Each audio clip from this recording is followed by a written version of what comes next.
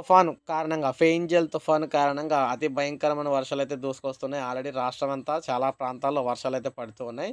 గంటకు ఏకంగా 100 కిలోమీటర్ల వేగంతో కూడా గాలులైతే వీసే పరిస్థితి అయితే వచ్చింది.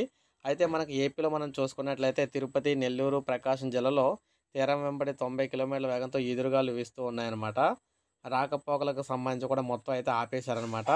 అయితే ఇక్కడ గమనించాల్సిన విషయం ఏంటంటే కొన్ని ప్రాంతాలైతే భారీ వర్షాల కారణంగా కొట్టుకుపోయి అంటే ఇల్లు కూడా కొంతవరకు కూలిపోయే పరిస్థితి వచ్చినాయి. సో, ఈ విధంగా అయితే జరిగింది. ఇప్పుడు మీరు చూడొచ్చు చిత్రంలోని.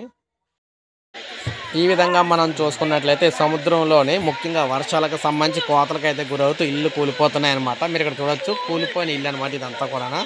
ఇల్లు అయితే కూలిపోయింది. ఇక్కడ మీరు చూసుకున్నట్లయితే భారీ వర్షాల కారణంగా ఇల్లు అయితే కూలిపోయే పరిస్థితి అయితే వచ్చింది ఏపీలోని. సో, ప్రజలందరికీ కూడా ముఖ్యంగా సముద్ర తీరాల్లో ఉన్న వారందరూ కూడా హెచ్చరికలు అయితే జారీ చేయడం జరిగింది. ఈ విధంగా భారీ వర్షాల కారణంగా ఇల్లు అయితే కూలిపోతూ ఉన్నాయన్నమాట. ఆంధ్రప్రదేశ్‌లో ప్రజలందరూ కూడా అలర్ట్‌గా అయితే ఉండాలని చెప్పేసి చెప్తూ ఉన్నారన్నమాట. సో, ఇది మనకి ప్రెజెంట్ అయితే లేటెస్ట్ అప్డేట్ అనమాట. దీనికి సంబంధించి వాతావరణానికి సంబంధించి